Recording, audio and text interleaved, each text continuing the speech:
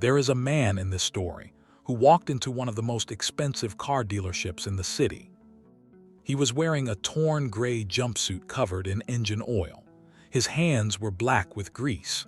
His boots left marks on the white marble floor. He looked like he had just climbed out from under a broken truck. And the moment he walked through those glass doors, the sales manager looked at him with complete disgust. She walked over, blocked his path, and told him, in front of every customer in that showroom, to get out. She called him a grease monkey.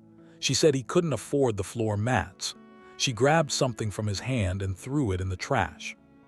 She did all of this with total confidence, because she had decided, the moment she saw him, exactly who he was.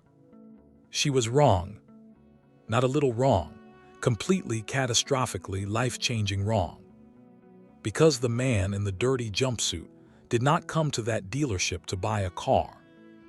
He came to that dealership because he had just finished buying the entire company. Every vehicle, every desk, every employee, every square meter of that white marble floor she was so worried about. And she was now working for him. Now, before we get to the showroom, before we get to the moment when the CEO came running out of his office sweating through his suit, before we get to what this man said, and what he did, and why he did it the way he did it, you need to understand who Sam Vance actually was. Where he came from, what he built, and why a man who could have arrived in a private helicopter chose to walk through that door in a torn jumpsuit covered in oil. Because the jumpsuit was not an accident. The jumpsuit was the whole point. This story starts in a small garage in a poor neighborhood 40 years ago.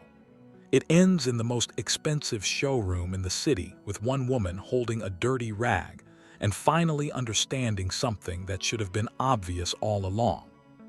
Stay right here. Every second of this is worth it. Like this video right now if you believe that how you treat people says more about you than anything you own. Subscribe to Tribal Tales Hub. We are here every week with a story that stays with you. Hit that bell. Comment below, have you ever judged someone by how they looked and been completely wrong? Tell us. His full name was Samuel Okafor Vance. The Vance came from his grandfather, a man named Pa Joseph Vance, who had worked as a steward for a British trading family in Lagos in the 1940s, and who had, at independence, kept the English surname because it was on his paperwork, and because Pa Joseph had the practical attitude of a man who did not waste energy on things that could not be changed. The Okafor came from his grandmother on his mother's side, who had been absolutely firm on the point that her grandchildren would carry something that told the truth about who they were before the paperwork. Sam was born in 1960 in a neighborhood called Mushin in Lagos, which in 1960 was already the specific kind of place that Lagos has always produced, the kind where everything was close together and loud and moving, and where the line between survival and not surviving was thin enough that most people could see it clearly at all times. His father, Emmanuel Vance, worked as a mechanic. Not a garage owner, a mechanic. The distinction mattered in the world Emmanuel Vance occupied. Garage owners had capital and space, and the specific confidence of someone who had crossed from the labor side of the equation to the ownership side. Mechanics had skills and tools, and the daily calculation of a man whose income was directly tied to the number of vehicles he could service between 8 in the morning and 6 in the evening. Emmanuel was a very good mechanic. He was the kind of mechanic that people in the neighborhood came to specifically, not because his garage was the closest or the cheapest, but because Emmanuel Vance's reputation for honesty in a trade that was not always honest was something that people valued highly enough to drive past 3 other garages to reach. He would tell you exactly what was wrong with your vehicle and exactly what it would cost to fix it, and he would not add anything that the vehicle did not need. This last quality cost him money in the short term. He understood this. He chose it anyway. "The people I fix cars for," he told Sam once, when Sam was about 9 years old and was old enough to follow the logic, "they come back. and they send their cousins, and their cousins send their neighbors. An honest mechanic has customers forever. A dishonest one has them once. Sam sat with this for years. He sat at the garage from the age of 6, not working, watching, sitting on an upturned oil drum in the corner while his father and the 2 apprentices worked through the day's vehicles. He watched his father's hands. He watched how his father diagnosed problems, not just by looking, but by listening. A manual would sit in a customer's car and listen to the engine for 30 seconds before doing anything else. "Papa, why do you always listen first?" Sam asked him once. "Because the car is telling you what's wrong," his father said. "If you go in with your hands before your ears, you might fix the wrong thing. Listen first, then look, then touch." Sam absorbed this. He absorbed the whole garage. The smell of engine oil and rubber, and the specific metallic smell of hot metal cooling. The order of the tools on the pegboard. His father was meticulous about this. Everything in its place. Each tool returned to exactly its position after use. The rhythm of the day. The early morning vehicles from people who needed their transport fixed before the working day began. The midday deliveries of parts. The late afternoon work that was always the most complicated because the straightforward jobs had been completed, and what remained were the ones that required more diagnosis. He also learned to read engines before he could read books properly. This is a literal statement. Sam's schooling was inconsistent. The fees were manageable in the good months and difficult in the bad ones, and the school attendance followed the finances in a way that Sam only fully understood as an adult. He was a capable student when he was in school, but the gaps in his attendance created gaps in his formal education that he spent decades filling in around the edges. What was never gapped was the garage education. He could take apart and reassemble a carburetor at 11 years old. He could diagnose an electrical fault by the time he was 13. He understood the relationship between the mechanical and the electrical in a combustion engine with the intuitive depth of someone who had been watching these relationships his whole life. His mother, Grace Vance, was a fabric trader. She sold from a stall at Mushin Market, and she was the specific kind of woman who managed a household of 3 on a mechanic's income and a market trader's income, and who made this work through the consistent application of careful arithmetic and absolute refusal to spend money on anything that was not necessary. She was also the one who pushed school. "Your father's hands made us survive," she told Sam regularly. "Your brain is going to make us something else." He believed her. He was not certain what something else meant in specific terms, but he believed the direction of it. Secondary school was where Sam first encountered the thing that would define the next 40 years of his professional life: logistics. Not the word, the reality of it. He was doing a holiday job at a small trading company near the port when he was 17, running errands, delivering paperwork, the kind of role that exists to move documents from one place to another before computers made documents weightless. In the course of this job, he was inside the operational reality of goods moving from ships to warehouses to trucks to customers, and what he saw was a system. A system that was broken in the specific way of systems that had grown without being designed. Each part of it was managed by someone who understood their part.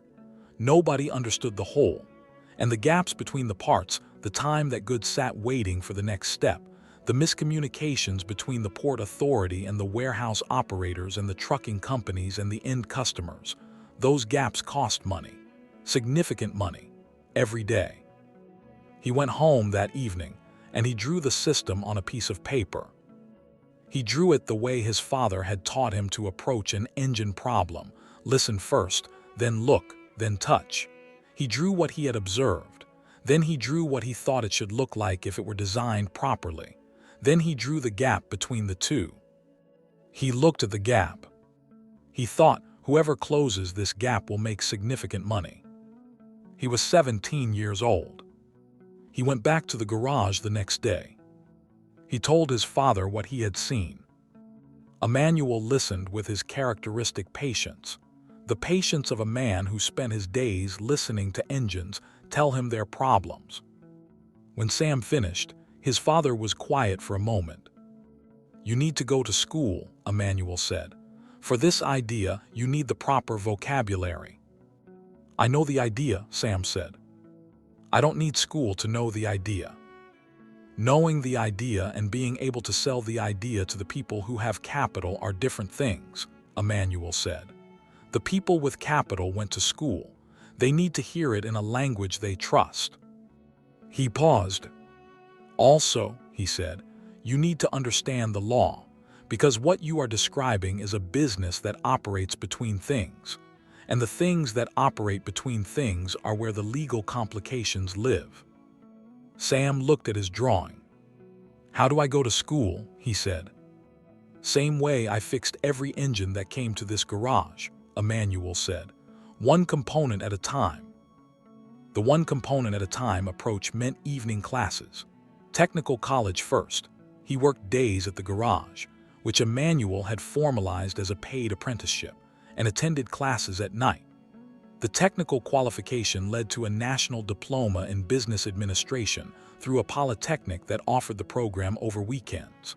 The national diploma was the basis for a correspondence degree program from a university that he completed over 5 years while continuing to work.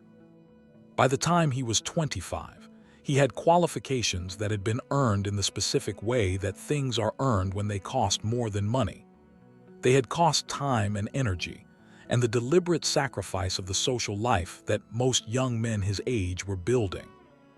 He also had something more valuable than the qualifications. He had 12 years of watching how things moved, or failed to move, or moved at the wrong speed in the wrong direction. He had the specific, detailed, granular knowledge of someone who had been physically inside the system, not observing from above, but moving through it for a very long time. And he had a notebook. The notebook was a small, battered thing, a hardcover accounting notebook that he had bought from a stationery shop when he was 19 and that had been his companion ever since. In it he wrote observations, not plans, observations, things he saw that were wrong in the movement of goods, opportunities, patterns, the specific problems that repeated themselves across different contexts because they were structural rather than situational. In 1987, at age 27, he borrowed money. Not from a bank. Banks in 1987, Nigeria, were not a reliable source of small business capital for young men from Mushin, with technical diplomas and big ideas. He borrowed from 5 people. His mother's savings she had been accumulating since he was born for exactly this purpose, which he did not know until she told him.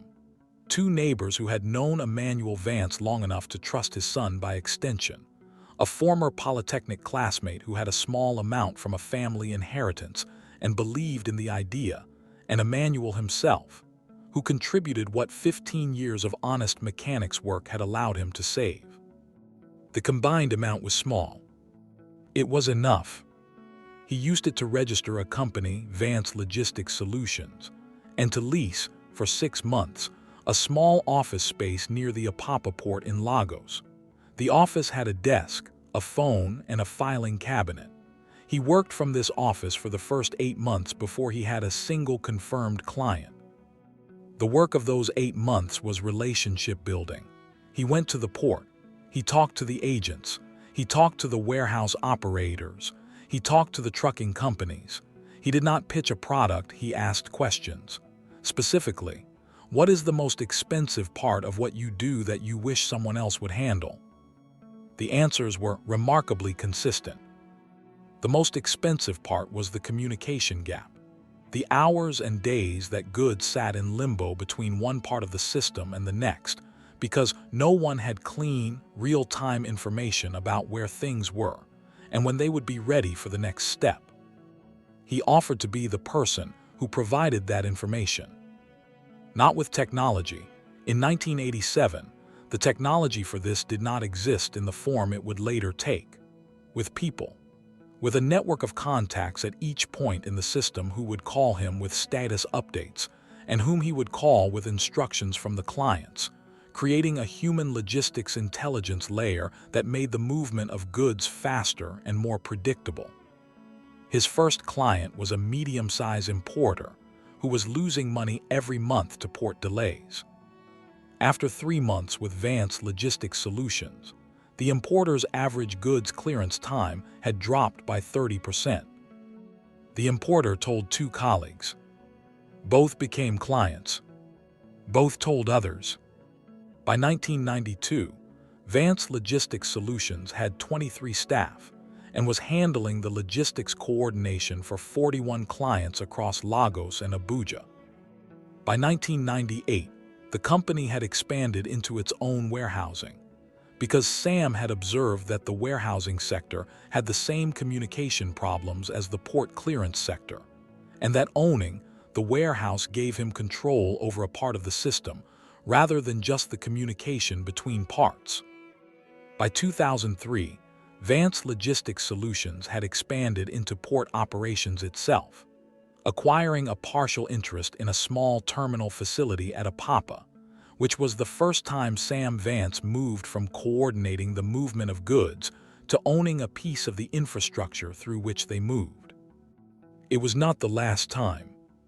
By 2010, Vance Holdings, the restructured group that had evolved from the original logistics company, operated 2 port terminals, 14 warehousing facilities, a fleet of 112 heavy goods vehicles, and a freight forwarding operation that moved goods across 17 African countries. He was, by this point, a billionaire, not in the casual sense of a number being attached to a name, in the specific, accountant-confirmed, audited balance sheet sense. He was also, in 2010, someone who had never stopped knowing how to listen to an engine before putting his hands on it. He had not stopped going to the garage. Not to work. The garage had been Emmanuel Vance's domain, and Emmanuel had died in 2004 at 71 years old, still working, still listening to engines before touching them, still returning each tool to its exact position on the pegboard after use. But Sam went to the garage because it was the physical location of everything he understood about himself. He went on Saturday mornings. He changed into the jumpsuit, not a costume, an actual work jumpsuit, and he helped the mechanics who now worked in what had become, under the management of Sam's cousin, a proper certified vehicle service center in the same spot where Emmanuel had worked. He went because it kept him honest. "You will forget," his mother Grace had told him in the year before she died in 2008, when the company's value was already in the hundreds of millions. "People always forget where they came from when it becomes far enough away to not feel real anymore. You have to keep going back." "I know, Mama," he said. "You don't know," she said. "You think you know, but I have seen it happen to good people. They become the thing they hated because the becoming was so gradual they never felt it happening." He went back to the garage every Saturday after that conversation. Not because he was afraid of forgetting, because he was grateful for having something to go back to. And on the Saturday morning of the day, he went to Apex Motors. The Saturday morning, when he walked through those glass doors in his oil-stained jumpsuit and left marks on the white marble floor, he had come directly from the garage. He had not cleaned up. That also was not an accident. "Stay right here, the showroom is next."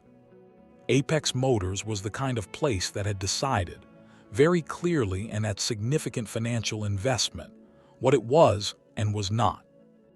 What it was: the most prestigious automotive dealership in the city, a curated selection of ultra-high-end vehicles, the kind that had price tags which required a comma to express, and whose target customers had the specific quality of people for whom the price tag was interesting information, but not a deciding factor. The showroom occupied the ground floor of a purpose-built commercial building in Victoria Island, with floor-to-ceiling glass on the street-facing side that allowed the vehicles inside to be seen from the road, with the specific exhibitional quality of a gallery. The marble was white Italian marble, The lighting was designed by someone whose understanding of how light made expensive things look more expensive was their professional specialty. The music was something ambient and international, and without specific cultural identity, designed to create an atmosphere of vaguely European luxury. What it was not, a place for people who did not look like they belonged. Alina Akafer had been the dealership's top sales manager for 4 years. She was 34 years old. She had come to the automotive industry through a route that was specific to her particular combination of abilities. A degree in marketing, 2 years in a Lagos luxury goods boutique, where she had learned the specific performance of high-end retail, and then a job at Apex Motors where she had discovered, to everyone's surprise including possibly her own, that she was extraordinarily good at selling very expensive cars to very wealthy people. She was good at it because she understood the product on both levels. She understood the mechanical specifications that the genuinely car-passionate buyers wanted to hear about, and she understood the status communication that the other buyers, the majority, were actually purchasing rather than the vehicle itself. She could move between these two conversations with a fluency that most sales staff did not have. She was also, in her personal management of the showroom experience, extremely rigorous about who got access to that experience. This was not an entirely unreasonable position in the context of high-end retail. A dealership that sold vehicles in the 7-figure naira range had legitimate reasons to manage its floor traffic. Not everyone who walked in would convert into a sale, and the experience of walking through the door needed to remain consistent with what the paying clientele expected when they came in. Alina had taken this reasonable position and had extended it, over 4 years of successful sales, into something that had moved past reasonableness into something else. She had developed a skill for assessing, within 30 seconds of someone entering the building, whether they were likely to be a genuine buyer. This was a real skill, and in the specific context of luxury retail, it was a valuable one. But the criteria she used for her assessment had drifted, over time, from economic signals, which were legitimate, to surface signals, which were not. She judged clothes. She judged shoes. She judged haircuts and handbags and the specific way that people walked and the vocabulary they used and the phones they held. She had built, essentially, a mental catalog of the appearances of the people who had money and was using it to filter everyone who walked through the door. This approach had a structural problem that she had never examined. The structural problem was that wealthy people had no obligation to look like her mental catalog. Some of them had so much money that they had stopped caring what they looked like years ago. Some of them came from backgrounds where the visible display of wealth was not the cultural norm. Some of them were in the middle of doing something physical, a project, a job, a task, and had not adjusted their appearance for a retail environment. Some of them had built their wealth in industries where the work required clothes that looked exactly like the clothes of someone who did not have wealth. Alina had never examined this structural problem.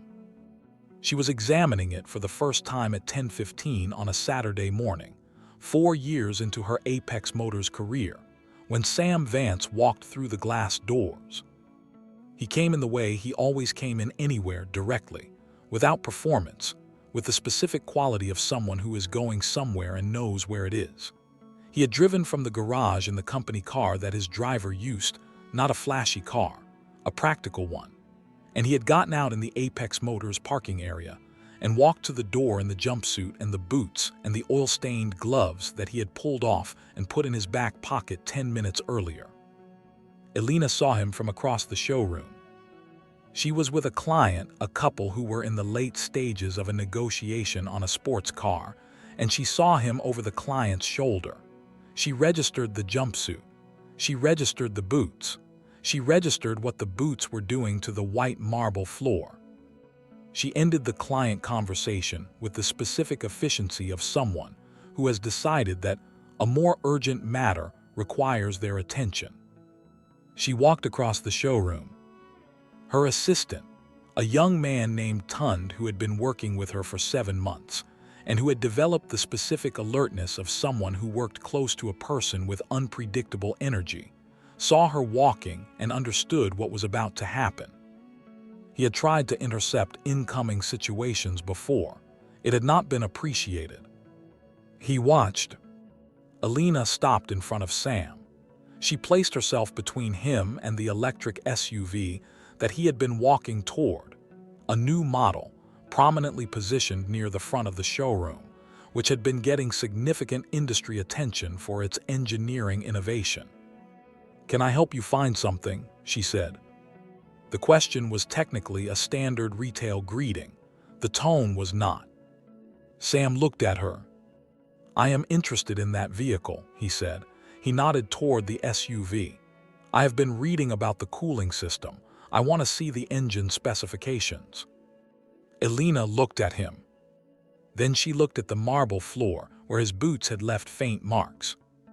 "The service entrance," she said, "is at the back of the building. If you have a vehicle that needs work, you need to go around." "I don't have a vehicle that needs work," Sam said. "I want to look at the SUV." Alina's face did something that she did not fully control. "That vehicle," she said, "is 480 million naira. In case that number is unclear, that is more than most people in your line of work will earn in their entire career." Sam looked at her steadily. He was the kind of man who had learned, over 40 years, to be very careful about what he said in the first 30 seconds of a confrontational situation. Not because he was conflict avoidant, because the first 30 seconds determined the entire direction of the exchange that followed, and he had learned that responding to provocation with counter-provocation created a dynamic that rarely served his actual interests. "I have the money," he said. "I would like to look at the vehicle." Alina took a step closer. "I don't know what kind of game you are playing," she said, loudly enough that the two other customers currently in the showroom could hear clearly. "But this is not the place for it. This showroom is for serious buyers, people who have worked for their money in ways that require them to dress appropriately in an appropriate environment." Several things happened in the next 60 seconds. Sam, still very calm, reached into the side pocket of his jumpsuit and took out the notebook, the small, battered, hardcover accounting notebook that he had carried since he was 19 years old, the notebook that contained 40 years of observations about how things moved and how systems failed and where opportunities lived. He had it with him because he went everywhere with it. It was not a prop. It was his actual notebook. He opened it. He said, "I want to note the specifications. The cooling system on this model uses a technology that has potential application in heavy freight transport, and I want." Alina reached forward and took the notebook from his hand. She held it for a moment. It was clearly old. The spine was worn. The cover had the marks of many pockets and many years. It did not look expensive. She walked to the nearest bin. She dropped it in. She walked back.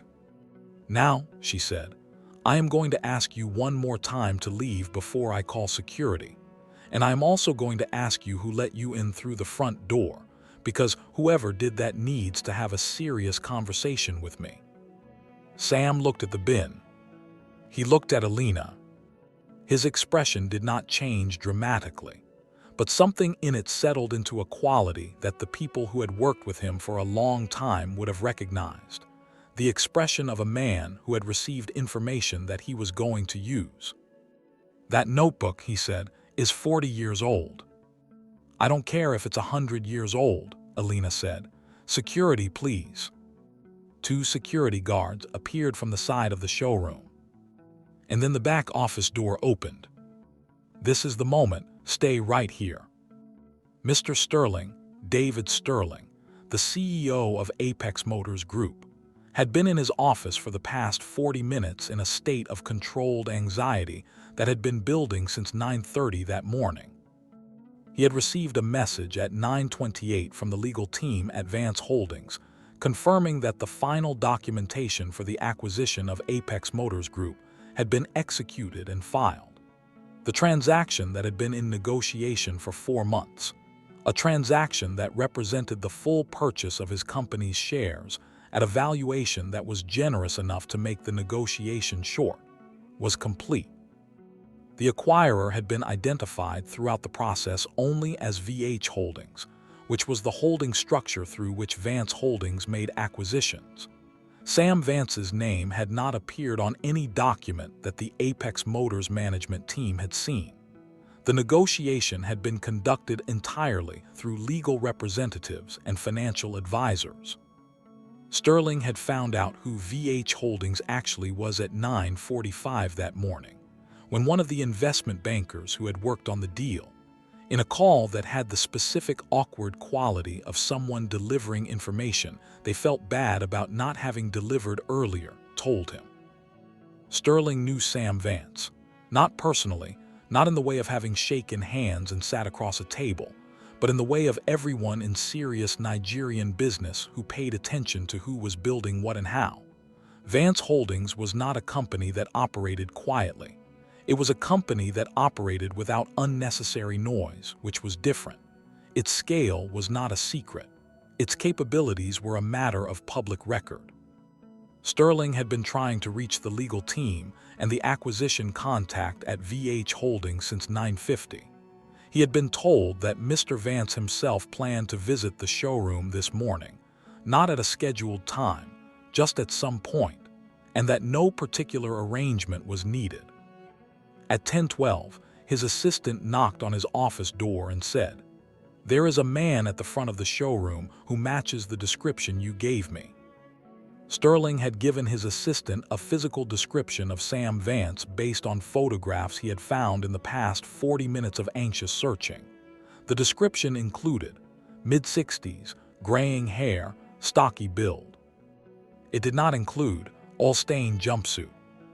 Sterling came out of his office at a pace that was as close to running as a man in his 50s in a suit could manage without it being undignified. He came through the back door of the showroom. He saw Elena standing in front of the security guards who were approaching Sam. He saw Sam standing with his arms at his sides, not speaking, watching the situation with the expression of a very patient man. He did not process the jumpsuit immediately. He processed the face. "Stop," he said to the security guards. They stopped. Elena turned. "Mr. Sterling," she began. "Be quiet, Elena," Sterling said. He did not say it cruelly. He said it with the urgency of a man who understood that every additional word from her was making a situation worse that was already comprehensively bad. He walked to Sam. He extended his hand. "Mr. Vance," he said, "I am David Sterling. I had not expected you until later. I apologize for everything that has happened here." Sam shook his hand. Elena was very still. "Mr. Vance," she said. She said it quietly, to herself, essentially, the processing of a person who is rearranging their understanding of what has just happened. Sterling turned to her. "Elena," he said, "this is Samuel Vance. He is the founder and chairman of Vance Holdings. As of approximately 40 minutes ago, Vance Holdings is the owner of Apex Motors Group. Every vehicle in this building, every property, every employee contract." A silence that was one of the most complete silences a room full of people can produce. "He is," Sterling continued, "your new employer." Elena looked at Sam. Sam was looking at the bin where his notebook was. He walked to it. He reached in and took out the notebook. He brushed it off against his jumpsuit, which was already dusty, so this made the notebook slightly cleaner and the jumpsuit no different. He put the notebook back in his pocket. He looked at Elena. She opened her mouth. "Mr. Vance," she said, "I had no idea. I was protecting the showroom, the experience of the other customers." "The other customers," Sam said, "have been watching this interaction for the past several minutes. I am not certain the experience they are having is the one you intended to create." Alina looked at the two other clients who were, indeed, watching with the specific absorbed attention of people who have been unexpectedly given front row seats to something significant. "I can explain," she said. "You already explained," Sam said. "You explained clearly and at some volume. I have the money did not change your position.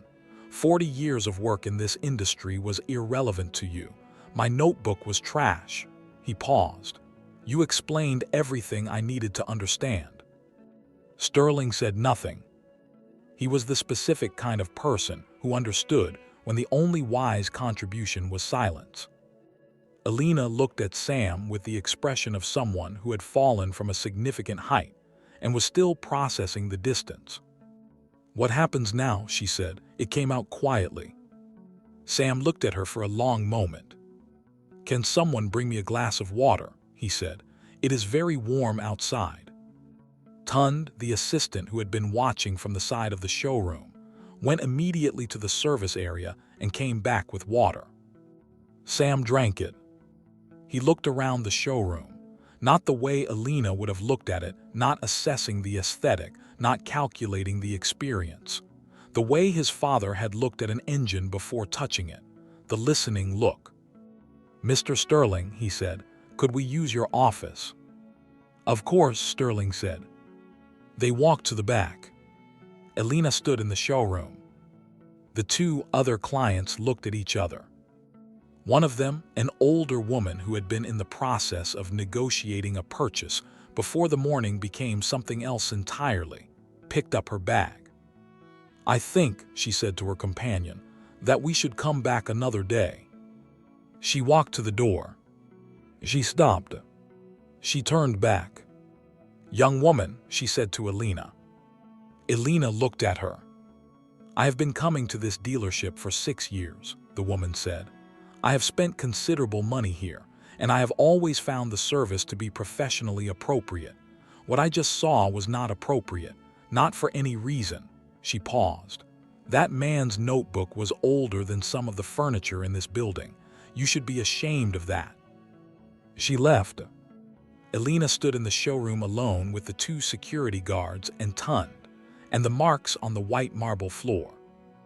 The office conversation is next, and what Sam said is what you came for. Bell subscribe to Tribal Taile's Hub. What Sam does next is not what most people expect. Hit that bell. Sterling's office was large and well appointed in the way of rooms that are designed to communicate status to people who were already impressed before they came in. Sam sat across from Sterling's desk in one of the chairs that faced it. He did not look at the art on the wall or the view from the window. He was looking at Sterling. Sterling, for his part, was the specific combination of professionally composure and personally rattled that characterized someone managing a situation they had not prepared for. "I want to apologize again," Sterling said. "You said that," Sam said. "I heard it. Alina she is one of our highest performing salespeople. She has never, at least not to my knowledge."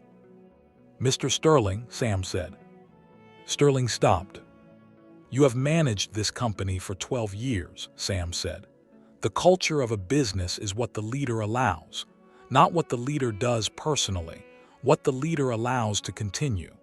If this happened this morning in front of customers and in front of your security team, it has happened before."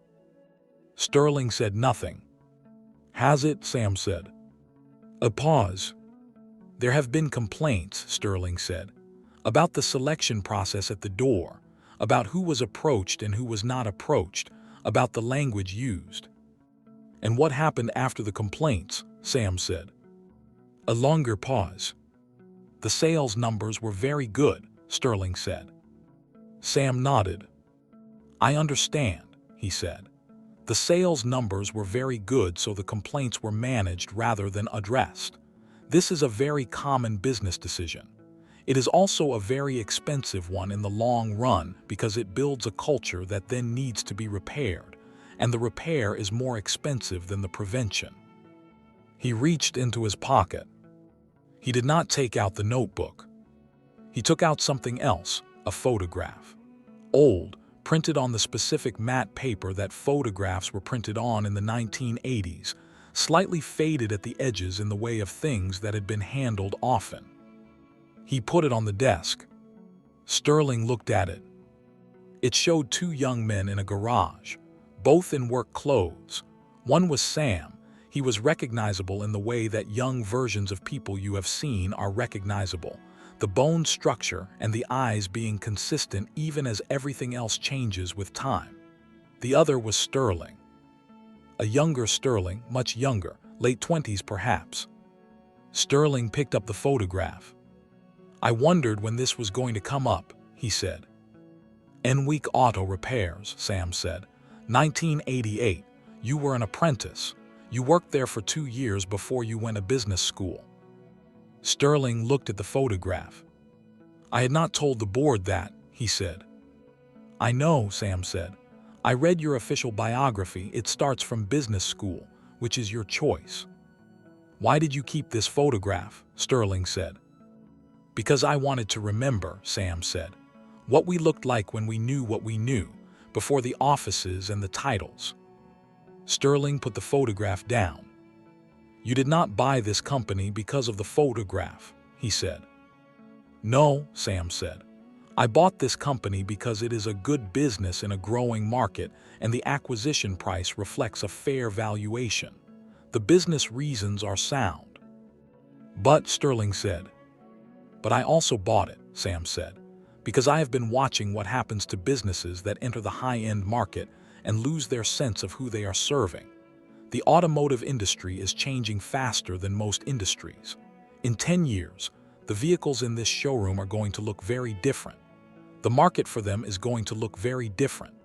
The companies that are going to lead that change are not going to be the ones that built a culture around what luxury looked like in 2010. They are going to be the ones that understood what serious customers looked like in 2030. Sterling listened.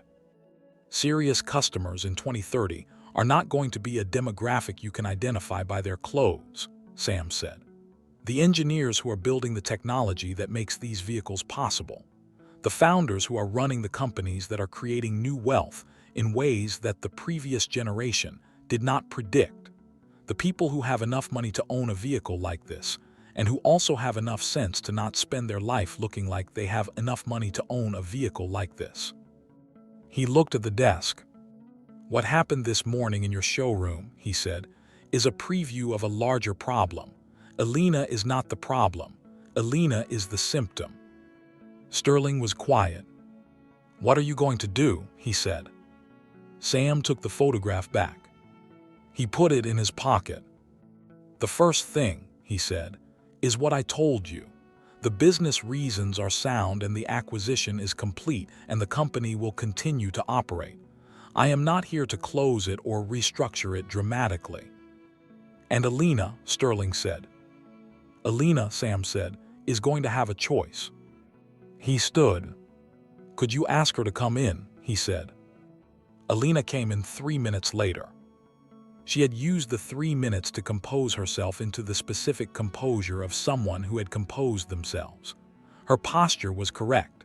Her expression was controlled. She had taken a tissue to the corner of one eye on the way to the office. She sat in the chair across from Sam. Sterling was at the side of the room, standing, because Sam had not invited him to sit, and the geometry of the situation did not suggest that sitting would be appropriate. Sam looked at Alina for a moment. "Tell me about yourself," he said. She looked at him. "Tell me your background," he said, "where you grew up, how you got here." She was uncertain, visibly, about whether this was a genuine invitation or a setup for something. "I grew up in Aikja," she said. "My father was a civil servant. I went to the University of Lagos and studied marketing. I worked in retail for 2 years and then came here." "And your family?" he said. She was quiet for a moment. "My father retired early because of health problems," she said. "My mother runs a small provision shop." "Your mother runs a shop," Sam said. "Yes," Alina said. "Has anyone ever come into her shop and treated her the way you treated me this morning?" he said. A very long silence. "I don't know," Elena said. "Think about it," he said. She looked at the desk. She said quietly, "Probably yes." "And when that happens," he said, "what does that do to her?" She was quiet. Her composure was less composed than it had been when she came in. "I don't like thinking about that," she said. "No," he said. "Neither do I, neither does anyone who has a mother who works a counter and has to manage the opinions of the people who come through the door."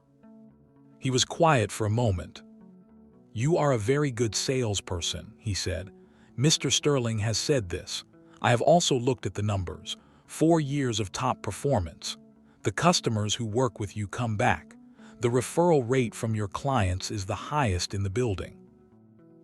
She said nothing. "Why do you think that is?" he said. She thought about it. "Because I make them feel that their purchase is the right one," she said. "I understand what they want and I help them get it." "Yes," he said. "You make your clients feel seen and understood. You are good at that." He paused. "The man who walked in this morning," he said, "did he feel seen and understood?" She closed her eyes briefly. "No," she said. "He felt," Sam said, "exactly what your mother feels when someone comes into her provisions shop and treats her the way you treated me." She put her hand on the desk, a steadying gesture. "The skills you use to make wealthy clients feel seen," Sam said, "are the same skills you would need to see everyone else.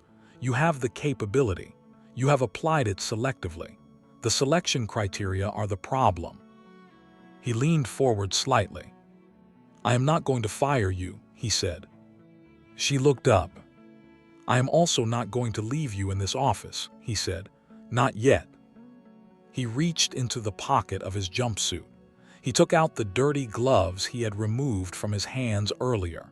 He put them on the desk between them. "At my original repair facility in Mushin," he said, "there is a workshop manager named Felix who has worked there for 22 years. The facility services heavy freight vehicles. It is not glamorous. It is very busy and the work is physically demanding and the environment is the environment of a working garage." She was listening. "For 6 months," Sam said, "you are going to be stationed at that facility. You are going to work with the team there. Your specific role will be client management, the trucking companies and freight operators who use the facility. You are going to apply your client skills to an entirely different category of client." He looked at her. "Your salary continues," he said. "Your position at this dealership is held. In 6 months, we will have a conversation about what comes next." Elena looked at the gloves on the desk. "The people at that facility," Sam said, "are the same kind of people who built everything in this room. The marble, the glass, the vehicles, the roads that vehicles drive on. All of it was built by people in jumpsuits. The people in this room are the people at the end of the chain. The people in that workshop are the people at the beginning." He stood. "Felix will contact you Monday morning," he said. "He knows you're coming." He picked up the gloves. He walked to the door. He paused. He turned back. "The notebook," he said. Elena looked at him. "The one you took from me and put in the bin," he said. "I have been carrying that notebook for 40 years. Every observation I have ever made about how things move and where systems fail and where the opportunities are, it is in that book. It is the first version of every company I have ever built." He looked at her directly. "You threw 40 years of work in a bin," he said, "because the cover was worn and the man holding it was wearing a jumpsuit." She said nothing. "In 6 months," he said, "tell me what you understand about that." He left. One more part, the part about what happened after. Felix Ibarra had been working at what had started as Emmanuel Vance's garage and was now officially Vance Heavy Vehicle Services for 22 years. He was 53 years old. He had started as an apprentice at 31, a late start that he attributed to the specific circuitousness of a life that had involved a failed attempt at university, 3 years in a different trade, and an eventual return to the technical work that his hands had always been more suited to than his pride had initially allowed. He was a compact, precise man who communicated primarily through instruction and demonstration, and who had, over 22 years, developed the specific authority of someone whose competence was so evident that nobody questioned his directions. He received a call from Sam's office on Thursday morning, telling him that a new temporary client manager named Elena Ackafer would be joining the facility on Monday. He was told to treat her as a new team member, give her a full orientation, and assign her to the client relationship function with full responsibility. Felix listened to all of this. "What does she know about heavy freight?" he said. "Very little," Sam's assistant said. "What does she know about mechanical systems?" "Probably not much." "What does she know?" Felix said. "How to manage relationships with clients who have money," Sam's assistant said, "and how to make people feel that they are being well served." Felix was quiet. "Send her Monday," he said. Elena arrived on Monday at 8 in the morning. She had driven herself, not in one of the dealership's courtesy vehicles, which she had considered using and had decided against. She drove her own car. She wore clothes that were the closest she could come to practical without being her actual work wardrobe. She had a notebook. Felix met her at the gate. He looked at her for a moment. He did not say anything about how she looked or how she was dressed or anything about the distance between the Apex Motors showroom and where they were standing. He said, "Morning, I am Felix. Come and I will show you what we do." He showed her what they did. The tour took 3 hours, not because the facility was so large it was substantial but not enormous, but because Felix explained everything. Every section, every piece of equipment, what it was for, how it worked, what happened when it didn't work and how they diagnosed it. He explained it the way a person explains something when they consider it genuinely interesting, not for her benefit, for its own sake. Because Felix Ibarra found heavy vehicle mechanics genuinely interesting and explained it to everyone who came through the facility as if they might also find it interesting. Elena followed. She took notes. Her notebook was new. She had bought it on Saturday, the day after the conversation in Sterling's office. She did not ask why certain things were done the way they were done. She watched and took notes and asked what things were called and how they worked. She did not offer opinions about how the facility could be better organized or more aesthetically presented or improved in any way that reflected her previous professional experience. By the end of the first day, she had the beginning of an understanding of what the facility serviced and who the clients were.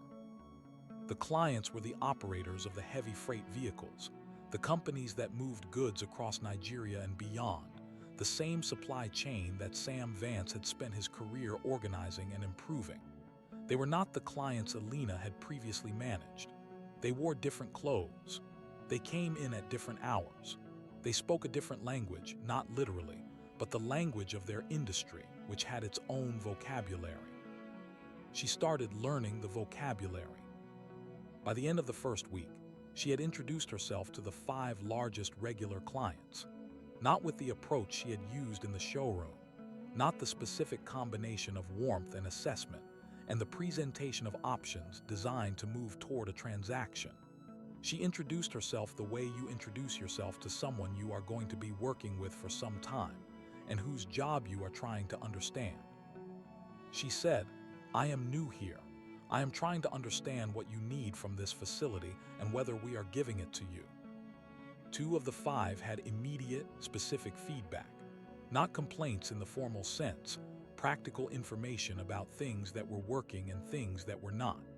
One said the parts ordering process was slow and that the delays were costing him money. One said the scheduling of services was difficult to plan around because the turnaround time estimates were often inaccurate. Elena wrote all of it down. She took the notes to Felix. Felix read them. "I know," he said. The parts ordering is slow because the supplier has changed their process, and we have not changed ours to match. The scheduling estimates are inaccurate because Emeka in scheduling is using the old time sheets, and the new equipment is faster. Can we fix those? Alina said. Yes, Felix said. I have been meaning to do both for 3 months. I have not had time. Can I work on them? She said. Felix looked at her. You are here for client management, he said. I am here to be useful, she said. And those two things would make the client's experience better, which is client management. Felix looked at her for another moment. Fix them, he said. Show me what you plan before you implement it. She showed him her plans on Wednesday. He made 2 adjustments and approved the rest. The parts ordering process was modified the following week. The scheduling system was updated the week after. The 2 clients noticed. One of them, the one who had mentioned the parts ordering problem, came into the facility on a Thursday afternoon to collect a vehicle and found Alina at the client desk. He stopped. The parts came in 2 days earlier than usual, he said. We changed the process, she said. He looked at her.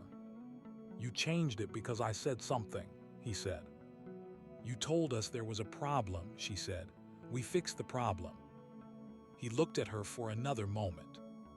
Tell whoever manages this facility, he said, that I am bringing in 3 more vehicles next month. My competitor is using a facility in Apapa, but they have been slow. I would rather bring them here. He left. Alina sat at the client desk. She thought about the 2 clients at the Apex Motors showroom. The woman who had watched her and had said, I will come back another day. She thought about what it felt like to have a client decide to give you more business because you had listened. She thought it felt like this, the same feeling exactly. The difference was the client, not the feeling. 3 months in, Sam came to the facility. He came in the jumpsuit, as he always did on Saturday mornings. He spent an hour with Felix and the team. Then he found Alina at the client desk. She was on the phone.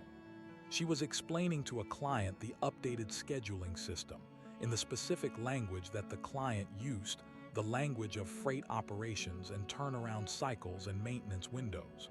She used it correctly. Sam waited. When she finished the call, she looked up. Mr. Vance, she said. How is it going? He said. Well, she said. He sat down in the chair across from the client desk.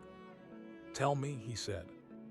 She told him the parts process, the scheduling system, the 3 additional vehicles from the client who had mentioned the parts ordering delay, the 2 new clients who had come in through referrals from existing ones, because, it turned out, the mechanics in Mushin also talked to each other and told each other which facilities were worth using, in the same way that wealthy buyers in Victoria Island referred each other. Sam listened to all of it. What have you learned? He said. She thought about this honestly. She did not reach for the answer she thought he wanted. That a client is a client, she said. The vocabulary is different. The environment is different. What they need from the relationship is the same. They need to feel that you understand their problem and that you are going to help them with it. Sam looked at her. What else? He said. She thought. That the people in this building, she said, are harder to impress than the people in the showroom. Not because they are more demanding, because they have less patience for performance. They know immediately if you are performing care rather than providing it. In the showroom, you can maintain a performance for the duration of a transaction. Here, the relationship is longer and the performance breaks down. What replaced it? He said. Listening, she said. Actually listening, not listening to identify the sale, listening to understand the problem. Sam looked at her for a moment. He reached into his pocket. He took out the notebook. He put it on the desk between them. I had it from the bin, he said, obviously. She looked at it. I know, she said. You had already taken it back before you put the gloves on the desk. Yes, he said. Why did you tell me about it then? She said. Because the information was more important than the physical object, he said. The notebook could be recovered. What I wanted you to think about was what it meant that you threw it away. She was quiet. Have you thought about that? He said. Every day, she said. And he said. She looked at the notebook. I thought about my mother's shop, she said. You asked me to think about it, I thought about it. She paused. There are people who come into her shop and they look at the shelves and they look at her and they have made a decision about what she is before they have spoken to her. And she serves them anyway, warmly, because they are her clients and because how they see her does not change how she sees them. Sam looked at her. She is better at this than I am, Alina said. Yes, Sam said, she probably is. A silence. In 3 months, he said, you have added 3 clients and 2 referrals. Felix tells me the client feedback on the relationship management has been positive. Felix is generous, she said. Felix is precise, Sam said. If he says positive, he means positive. He picked up the notebook. He put it back in his pocket. I am going to offer you something, he said. She waited. There is a position opening in Vance Holdings, he said. Client development for the logistics division, specifically working with the mid-size operators that are the fastest growing part of our client base. It is not the Apex Motors showroom. It is also not a reduction from it. He looked at her. The clients are different, he said. The skills you have developed here would be more relevant than the skills you used before. And the skills you had before would also be relevant, because the mid-size operators are growing into large ones, and large ones have the same expectations as the clients in the showroom. Alina was quiet for a moment. What about Apex Motors? She said. The showroom is being restructured, he said. New training program for sales staff. New approach to client engagement, broader, less selective at the door, more focused on understanding what different kinds of buyers actually need. It will take a year. Who will run the new training program? She said. He looked at her. I was hopping, he said. That 6 months from now, once you are established in the new role, you would come back and design it. You are probably the best qualified person in the company to design training in the gap between the person who had your specific flaw and the person who has developed past it. She was quiet. That is a generous interpretation of my flaw, she said. It is an accurate interpretation of your learning, he said. She looked at the facility around her, the vehicles, the mechanics moving between them, Felix on the other side of the floor, explaining something to a younger mechanic with the same patient specificity with which he had explained everything to her in the first week. Yes, she said. To which part? Sam said. To all of it, she said. Sam stood. Monday, he said. My assistant will send the formal offer this afternoon. He walked to the door. He passed Felix on the way. Felix, he said. Felix looked up from what he was doing. 3 more vehicles next month, Sam said, from the Cajuna operator. I know, Felix said. I already adjusted the schedule. Sam smiled. He walked out. He got into the practical car that his driver had waiting. He took out the notebook. He opened to a blank page. He wrote, what a culture allows to continue is what the culture is. The first indication is not the problem. The response to the first indication is. He had written something similar years ago in this same notebook about a different situation. The words were slightly different. The observation was the same. He put the notebook away. He looked out the window at the Mushin Street. The garage was visible from where the car was parked, or rather, what the garage had become. The sign read Vance Heavy Vehicle Services now, not Emmanuel Vance Auto Repairs. But the building was the same building, the same corrugated iron at the roofline, the same gate. He had called his mother from this spot. on the day the first company acquisition had gone through, because this was where he had been, standing outside the garage on a Saturday morning in his jumpsuit, when the call came confirming the transaction. Grace Vance had answered, and he had told her, and she had been quiet for a moment, and then she had said, "Your father would have listened to the engine of the deal for 30 seconds before touching anything." "I know," Sam had said. "I listened." "Good," she had said. "Now go wash your hands. You sound like you are standing next to the garage." "I am standing next to the garage," he had said. She had laughed. The specific laugh of someone whose instruction has been ignored in the exact way she most approved of. He told the driver to go. The car pulled away from the curb. The garage stayed where it had always been. Sam Vance carried a notebook for 40 years.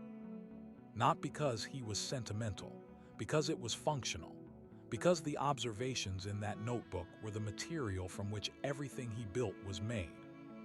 When Alina threw it in the bin, she was not throwing away a worn notebook. She was throwing away 40 years of paying attention. She did not know this because she had not asked. She had not asked because she had already decided. She had looked at the jumpsuit and the boots and the grease on his hands, and she had decided completely and in advance who this person was and what they were worth and what they were allowed to do in her showroom.